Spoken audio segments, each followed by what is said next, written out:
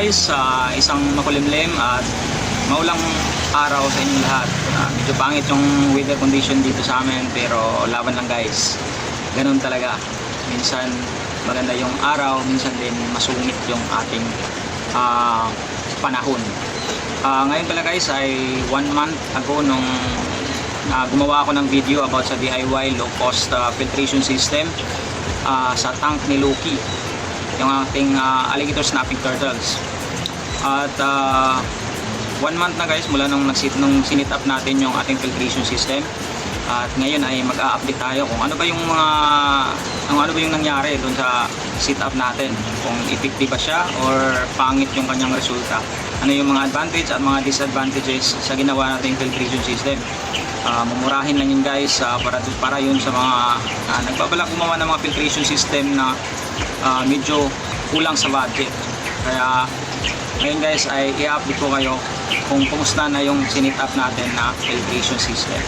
At bago ang lahat guys, ay kung bago lang kayo sa channel ko at kung gusto niyo yung mga ganitong klaseng video about proper husbandry, exotic pet keeping, animal adventures at kung ano-ano pa about sa ating mga alagang hayop, ay please subscribe, like, and hit that notification bell para palagi kang updated sa ating bagong ilalabas na mga video dito sa ating channel.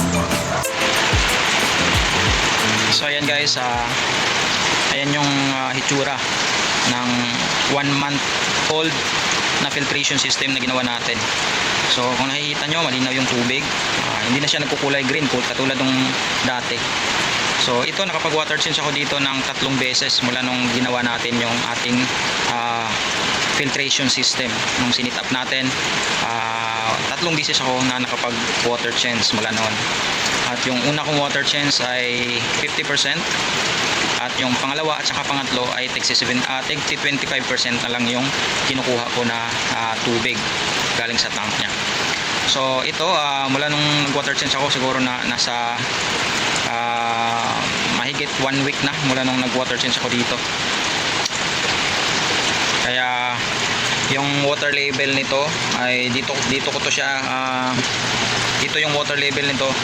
So after nung 1 week mahigit, so nag-evaporate siya. So hanggang sa dito na lang siya. At pag darating yan siya, kasi pagka ganitong sit up talaga guys, dahil moving yung water, merong agitation sa tank, ay hindi talaga natin may iwasan na mag-evaporate yung tubig, lalo na't nasa outdoor sit up tayo. So madali lang mag-evaporate yung tubig sa tank natin kapag mga ganitong sit up outdoor, saka malakas yung water agitation. Kaya ang ginagawa ko, pagka umabot na dito yung tubig na nag-evaporate, yung bumaba na dito sa level na to yung tubig, ay dinadagdagan ko na lang ng tubig at ipapaabot ko na naman siya dito sa level na to. So kung susumahin mo yan siya guys, siguro nasa mga 10% na tubig na maidadagdag mo dito sa tank. Pero sa ngayon hindi na ako kumukuha ng tubig galing sa tank niya, kasi yung tubig kasi na nandyan sa tank niya ay hindi naman siya madumi. So katulad niyan, yung tae niya nalulusaw, at dahil sa nalusaw na siya, madali na lang siyang higupin ng ating pump papunta doon sa ating filter box. So ito pala yung nakikita kong disadvantage sa ginawa natin guys. Ang disadvantage sa filtration system, hindi naman to siya disadvantage kung ang mga alaga nyo ay mga isda or yung mga hindi ganito ka aggressive na turtle. Ang nangyari kasi dito guys, si Loki kapag humihinga siya sa ibabaw, ewan ko, parang ano siya dito, parang nai-intimidate siya dito sa pump. Palagi niya tong ginagalaw. Kung titingnan nyo guys ay nakabalagbag na, ano na yung lumabas na siya doon lumabas na yung kanyang suction cup sa kanyang pump mismo, lumabas na. Kasi yan yung ginagawa ni Loki guys, parang ayaw niya sa pump na yan. Kaya palagi niyang parang kung kalabaw pa pang sinusungay. Kaya palagi ko yung inaano guys, palagi ko yan siyang chine-check kasi pag minsan yung itong kulay blue na PVC natatanggal kasi yan kapag ginagalaw niya, natatanggal kasi hindi ko talaga finifix yan kasi kapag finifix baka matumba pa yung mga filter box sa ibabaw at matapunan pa ng tubig yung ating light o yung mga ano natin doon sa ibabaw, baka matapunan pa ng tubig. Kaya mas minabuti ko na hindi to i-fix, na hindi ko na to lalagyan ng PVC cement kasi at least pag pag ginagalaw ni Loki, natatanggal lang siya at ibabalik ko na lang din kasi madali lang naman siya ibalik. So ganun na lang yung ginawa ko guys para hindi siya totally na masisira kasi baka kung i-fix natin yan baka tuluyan niyang sirain o baka magkabasag-basag pa yung mga PVC dyan or yung pump baka masira pa yung pump. Kaya mas minabuti ko na hindi siya i-fix yung PVC dyan sa pump. Kaya yun lang naman yung nakita ko na disadvantage kapag naglagay tayo ng filter pump or yung water pump kapag yung alaga natin ay ganito, yung mga malalaking turtles na kaya niyang sirain.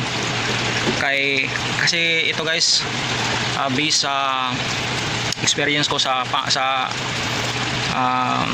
tank ni Slot, yung aking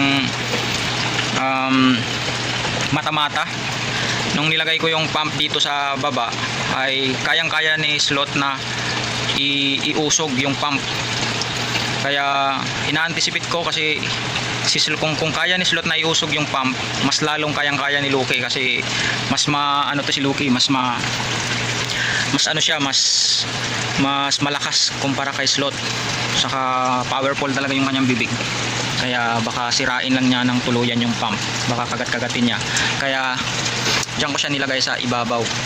Pero dahil sa lakas niya at baka nababad trip din siya sa pump, hindi pa siya sanay, ay nakukuha niya pa ring iusog yung pump. So bali ito pala guys ay kung yung mga inaalagaan nyo ay mga isda lang o yung mga maliliit lang na turtles na hindi kayang sumira ng water pump, ay mas maganda kapag dito siya sa ilalim talaga nakalagay yung water pump. Kasi katulad niyan, yung mga marurumi nila ng mga poop ay mabilis lang mahigop ng water pump natin pag nandito yan sa baba. Nangyari kasi dito sa akin, pinagtitripan niya yung water pump natin, kaya napipilitan ako na iangat sa ibabaw yung water pump, yung hindi niya masyadong naaabot. So yun guys, no, sayang kung pwede lang sana natin ilagay yung water pump dito sa baba, mabilis sanang mahigop yung mga residue ng kanilang mga poop. So wala sana tayong makikita ng mga ganyan, mga residue.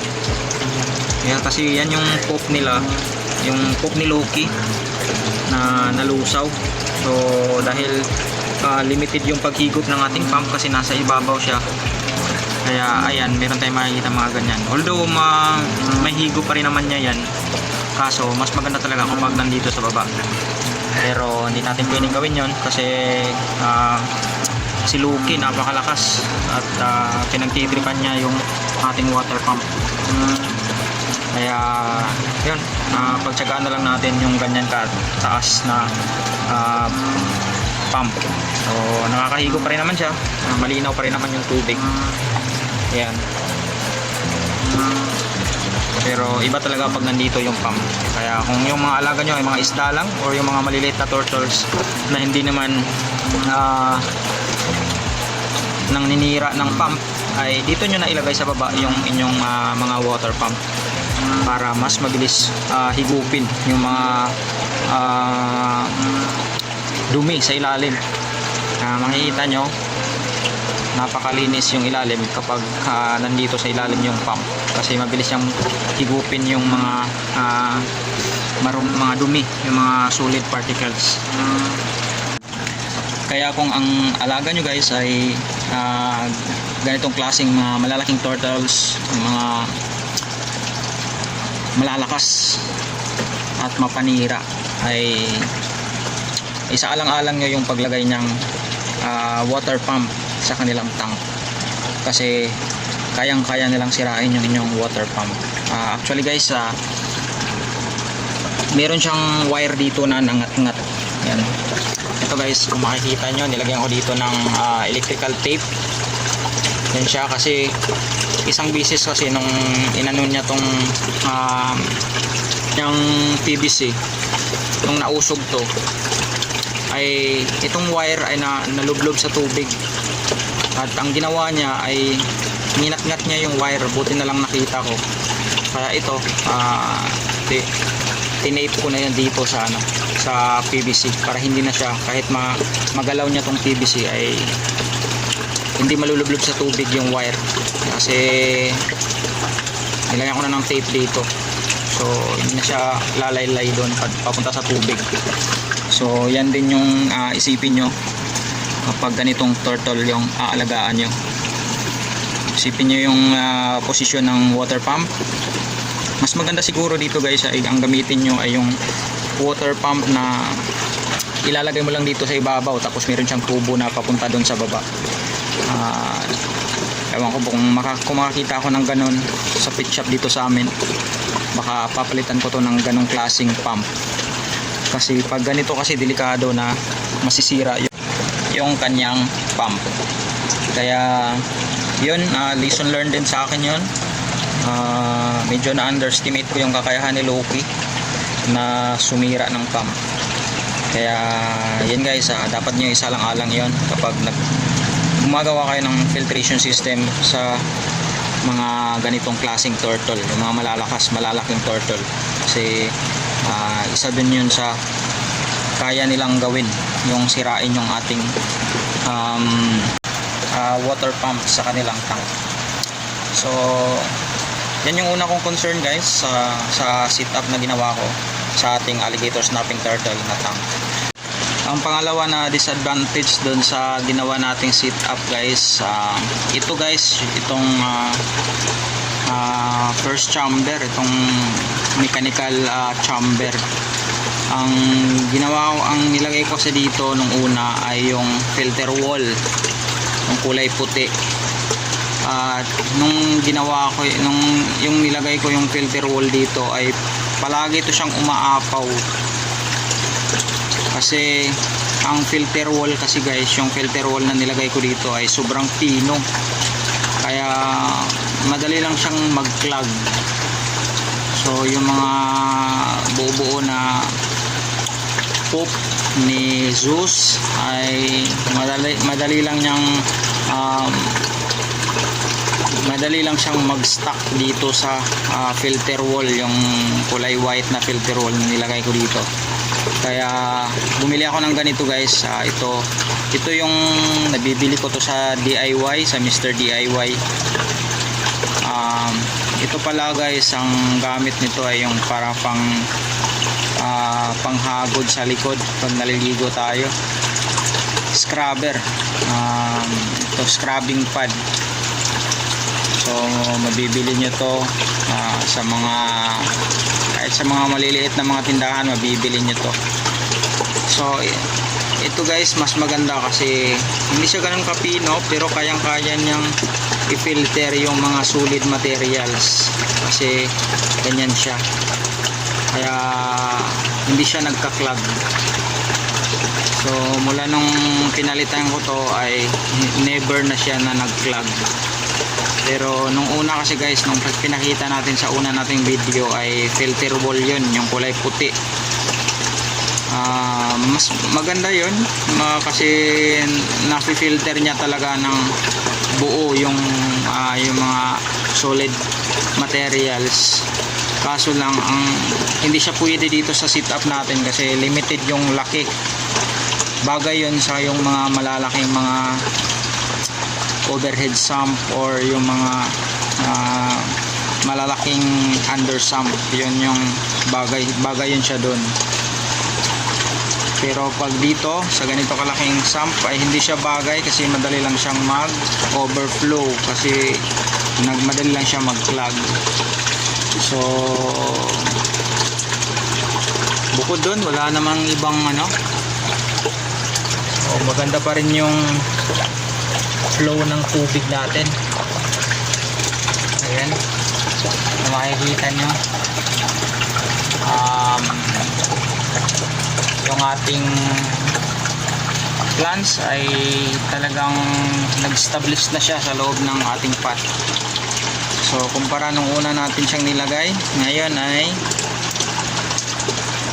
malago na siya. So maganda na siya tingnan. So ito papalabas ko na naman siya dito para iikot siya dito, babalik na naman siya doon at magiging bushy looking siya para maganda siya tingnan. So bukod dun guys, yung sa dalawa na yun, yung sa pump saka sa dito sa filter hole, wala na ako nakikita na ibang disadvantage sa ginawa natin. So ito yung itong pump, kaya i-observe ko na lang yan kung talagang papatuloy niya na sirain yung pump or yung mga wirings, ay papalitan ko talaga yan siya nung pump na nakamount dito sa ibabaw at merong parang tube lang na papunta dito hihigop ng tubig. Kasi yon, at least yon, hindi niya kayang sirain yung pump. Kaya niyang sirain yung tubo na yon, pero yung pump hindi niya masisira kasi nasa ibabaw yon. So observe natin to guys kung patuloy pa rin niya tong sirain. Kasi tingnan mo guys, ito dapat naka straight to, pero ngayon ay nakatabingi na siya kasi palagi niyang inuusog. Ewan ko, pinagtitripan kasi ito parang bad trip siya dyan sa pump na yan. So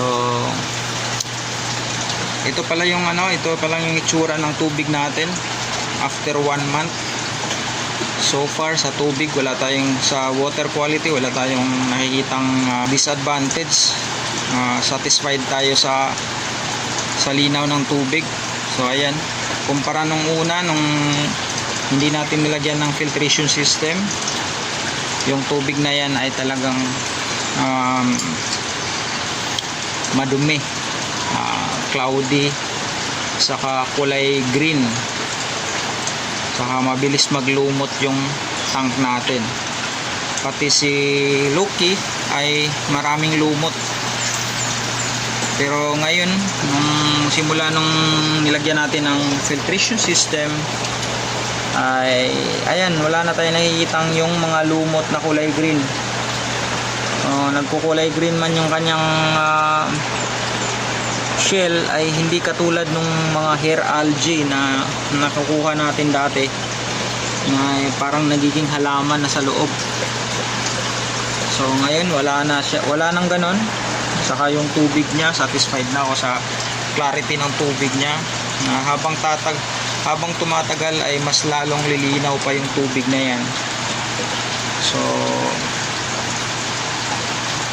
unlike nung wala pa tayong nilagay na filtration box, hindi pa tayo nag-set up ng filtration system, ay every 1 week ay talagang hindi mo na siya makikita, wala na, hindi mo na siya makikita. Kaya pag may ganito kang alaga tapos naka outdoor sit up tapos walang filtration system, ay hindi mo mai enjoy yung alaga mo, hindi mo makikita yung growth development ng alaga mo kasi palagi siyang ina-algae. Palaging cloudy yung tubig, kaya hindi mo siya palaging nakikita. Saka mo lang siya nakikita kapag nililinis mo yung tubig nila. At hassle sa part natin, lalo na kung meron tayong ibang mga ginagawa, meron tayong mga trabaho, busy tayo sa mga trabaho natin, busy tayo sa life natin, ay yun, medyo hassle siya kasi palagi tayong naglilinis. Unlike ngayon, ang ginagawa ko na lang ay Sinecheck ko na lang yung water level. Pag sobrang mababa na doon sa dito sa line na to, ito yung ginagawa kong parang sukatan. Pag bumaba na hanggang dito yung tubig, saka ko na lalagyan ko na lang ng panibagong tubig para aabot ulit dito sa level na to. So hindi na kagaya ng dati na tinatanggal ko lahat ng tubig. So medyo maliban sa hassle ay aksaya rin sa tubig, kasi imagine ang ganito, napakaraming tubig yung tatanggalin mo, tapos napakarami din yung ibabalik. So at least ito magdadagdag ka na lang ng pakonti-konti, ihintayin mo na lang na bababa ulit yung tubig, saka mo lalagyan. So ganyan po guys yung isa sa advantage ng filtration system. Yan po yung nagagawa ng filtration system sa ating tank. Kahit ano yung alaga na inaalagaan mo na aquatic animals, ay importante talaga yung filtration system. Mapaisda man yan, mga maliliit na turtles na aquatic, yung mga malalaking aquatic turtles, ay mas maganda talaga na meron kayong filtration system para hindi hassle, saka masaya yung alaga. Mamumuhay siya na healthy, kasi hindi ka mamumulibya sa bakterya, kasi malinis yung kanilang tubig. So ayan guys, yan yung update ko sa ating filtration system, filtration box natin. So far so good.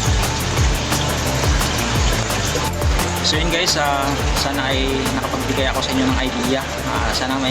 Sana ay may natutunan kayo sa update natin tungkol sa ating ginawang filtration system. So yun lang guys, yun lang yung nakita ko na disadvantage, yung dalawa na yun. But overall, napakaganda ng ating ginawang filtration system. So mumurahin lang yun, yung filter box na yun mumurahin lang, pero effective siya. So hindi nagmamatter siya sa gaano ka mahal yung ating filter box. Ang importante ay alam natin yung function ng ating filtration system, kasi gaano ka mahal yan kung hindi natin alam yung function ng mga filter media, yung overall na filtration system, ay wala pa rin mangyayari. So far so good guys. So nakikita nyo naman sa tank natin, malinaw na yung tubig. 1 month pa lang yan. Habang tatagal ay lilinaw, at mas lalong lilinaw pa yan, kasi yung tubig na matagal na ay yun yung tinatawag na matured water. Yun yung nakikita natin na mga crystal clear na talaga, yung katulad ng sa mga spring, yun yung mga sobrang linaw na tubig, kasi sobrang matured na yung mga filter media natin. So 1 month na update, at so far napakaganda at effective yung ating ginawa na filter media. So guys, kung meron pala kayong mga katanungan about sa topic natin sa filtration system, pwede kayong mag-comment sa baba, at sasagutin ko sa abot ng aking mga kaya ang lahat ng inyong mga katanungan. At kung bago lang kayo sa channel ko guys, baka pwede nyo akong suportahan kung gusto nyo yung mga ganitong klaseng content about animal keeping at sutik pit keeping, proper husbandry, ay baka pwedeng makahingi ng subscribe at i-like nyo yung aking video, share sa mga kaibigan nyo na katulad nyo ng interest, katulad natin ng interest, pareho tayo ng hobby, para lalaki yung channel natin at marami tayong may inspire ng mga hobbyist. I-click nyo yung notification bell guys, huwag nyo kalimutan, para palagi kang updated sa mga bagong video na ilalabas natin. Sa ngayon medyo busy tayo, kaya matagal tayo nakakapag-upload ng video, pero pangako sa inyo guys, pag meron tayong oras ay paglalaanan talaga natin ng pansin, o paggugugulan talaga natin ng oras yung paggawa ng mga content na pwede nyong kapulutan ng aral at idea. So yun lang guys, ulit ito si Bon at maraming salamat sa inyo. Na-appreciate ko yung mga magagandang comment nyo sa aking channel at ulit ito si Bon. Maraming salamat and peace.